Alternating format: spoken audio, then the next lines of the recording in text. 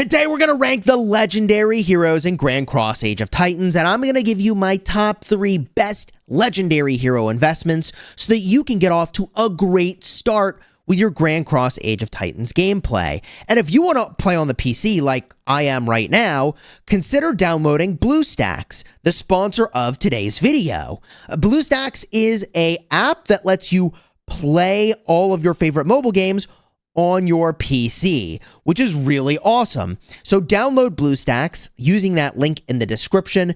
Doing so will support the channel, and thank you again to BlueStacks for sponsoring today's video. So let's start by talking about which heroes are even candidates for being top tier legendary heroes in Grand Cross Age of Titans, because there's things that make heroes great, like area of effect damage, march speed, big debuffs, and there's things that make heroes not so great, like focusing on monsters or focusing on rallying. Not to say that rallying or garrisoning isn't important. What I'm saying is that this is an open field list. When you battle against other players in the open field, these are the legendaries you should lean on. So let's start with the legendaries that aren't going to make the cut because they're not committed to open field, and we'll start with Sekhmet. She has a skill committed to battling monsters. Hey, look, battling monsters is really important in the early game. You need to get as much experience as fast as you can. Sekhmet is amazing for that, but that's where her utility kind of stops, in my opinion. So although you can get her from VIP very easily, and you can rush Sekhmet with money, I would say that there are stronger open field legendary heroes. We also, I believe, need to rule out Ivan, who does extra damage to enemy castles. Hey, look, if you're hitting an enemy castle, Ivan is really good. But if you're not, then you've got an entire skill here committed to something that isn't your primary objective. Similarly, Belle Moire, who is really powerful, by the way, has an ability here, increase attack by 50% when the remaining forces of troops commanded are at 20% or lower. I think this is also best served perhaps in a rally context that runs very long. So I'm going to exclude him from being top tier, even though he is really powerful. Make no doubt about it. Another hero we need to exclude is Adrian. She's a gathering hero. Hey, gathering's great. That's not what we're here to do. That means we also exclude Numa, who is a rallying hero. You see where this is going? A lot of these heroes get excluded because they've got these skills committed to hitting castles, or here's one, increases your rallied troop size, Biome. I'm not saying he's bad. I'm just saying he's fully optimized for something other than the open field. Even Urdel is a station hero, okay? Optimized for something other than the open field. So now that we've covered, I think, the majority of the heroes that unfortunately get excluded from the list, let's get a look at the heroes that I think are really great, but don't make the top 3, okay? So let's start with Claudia. I'm working on Claudia, and she's really easy to get your hands on, which is why you'll probably work on her a bit as well. Claudia is available from the early game events, and she does really nice skill damage. Although some of her kit is oriented towards monsters, she also does some nice counterattack damage dealt. In addition, she's giving you extra hit points, and she gives you a little bit of a boost when she's captaining an infantry titan. She also, when you've maxed all of her skills, restores a massive amount of mana when her skill is used. I think Claudia is awesome, but I don't think she makes the cut for top tier. And another hero that doesn't make the cut for top tier that's infantry, that I'm working on because I think he's a great infantry hero, is Arthur. And you may think, whoa, but why would you not work on Arthur? Well, you know, look, my experience with area of effect damage so far in this game is that although I love to deal AoE damage, the templates are pretty small. So maybe you'll get value, but maybe you won't a lot of the time. 450 damage to 5 enemy troops is awesome if you hit 5 enemy troops.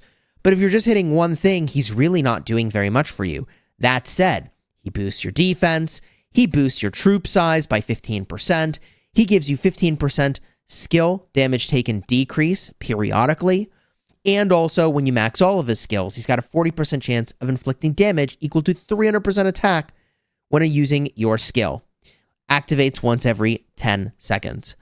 I think he's a great legendary hero. Don't get me wrong, but I don't think he is at the top, certainly not the top 3. This now brings us to Agnes. Agnes is kind of a weird one. Damage over time here for 3 seconds. 200% damage over time. So that's 200% per second for 3 seconds. It's just not exciting to me. Maybe I'm not understanding how that really works. All of her skills are otherwise super relevant when you're in the open field, especially if you're getting targeted. But if you're not getting targeted, one of the skills actually isn't going to do anything. It seems like she's really oriented around damage over time effects, and I'm not quite convinced that she is top tier, unfortunately. However, there are a few others that are really close to being in that top tier list, just like Arthur was. And let's get a look at Helga. Helga does 500% damage to 3 troops in a fan-shaped area, but it's in front of her. Now, here's the thing. There are several area of effect templates in this game. Some of those templates focus on the enemy you've targeted. Those templates are really powerful because the enemy backline could be clustered up and you can wreck them. That sounds really powerful to me. So that's not what Helga has. She's got a frontal cone AoE.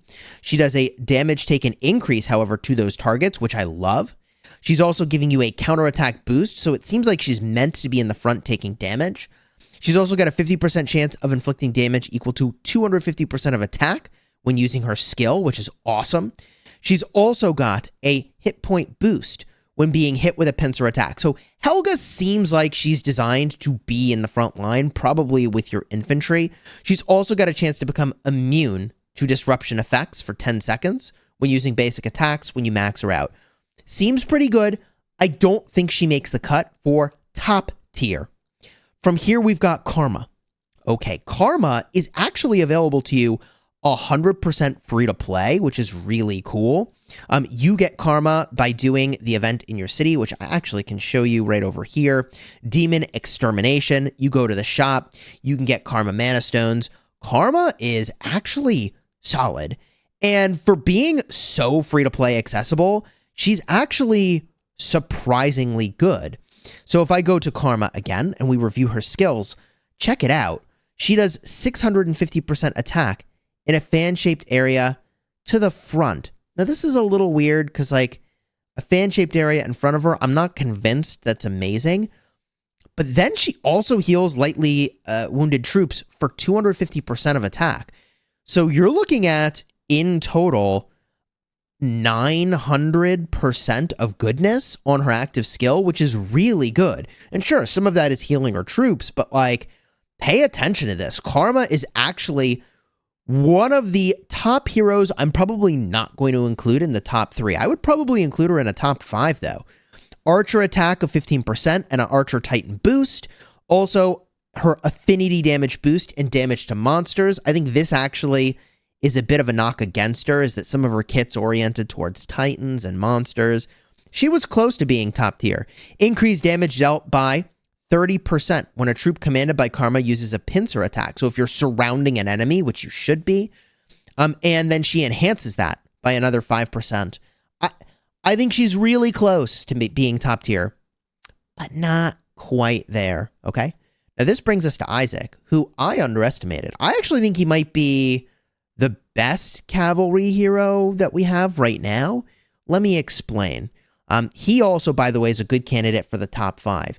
He does 800% damage factor and increases the target's damage taken by 15%. Isaac slaps, man. He's really good. He also gives you 20% defense boost for cavalry. He also decreases pincer attack damage taken by 15% and increases damage dealt when performing a pincer attack. So he, if you play Rise of Kingdoms, feels a lot like the sort of Nevsky of this game. Really good. Really, really good. Increases counterattack damage dealt by 20%. So if he's getting targeted, then you get value. And, I mean, he's cavalry. He'll be up front. He gets targeted, right? And when you max him out, he has a 25% chance to decrease basic attack damage taken by 70% in the next turn when hit with a basic attack. Okay, I mean, he's good. but not quite making the cut for me. And you've got to, at this point, be like, all right, Chisco, there aren't that many heroes left. Who makes the cut?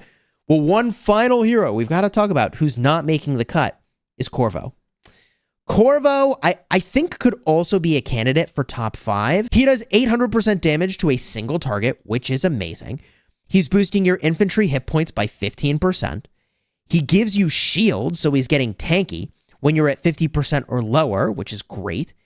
And he's got a chance to heal your wounded units when you're hit.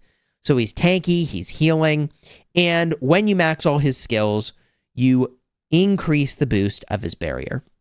He's doing a lot of really cool stuff, but now we need to talk about the top 3. And clocking in at number 3, I'm going to put Freya.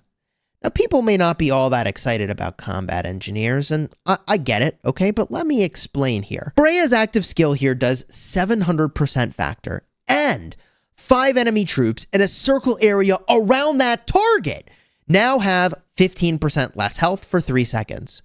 I like effects that do AoE around the target. In this case, that AoE is reducing their hit points. She also decreases damage taken when you're at 70% or higher troops by 15%.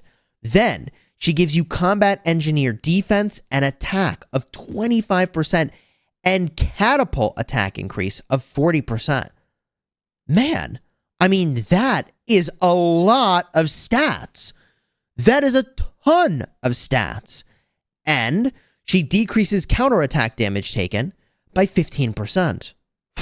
Okay. I mean, if you're using catapults, that's the primary form of damage she's taking. And lastly, she's got a chance to heal troops when hit. I think Freya is pretty top tier. I'm putting her at number 3. I do think there are some heroes that maybe could displace her at number 3, but I feel like the effect she's offering at range is really good. Area of effect debuff, nice damage, and a truly ridiculous amount of stats.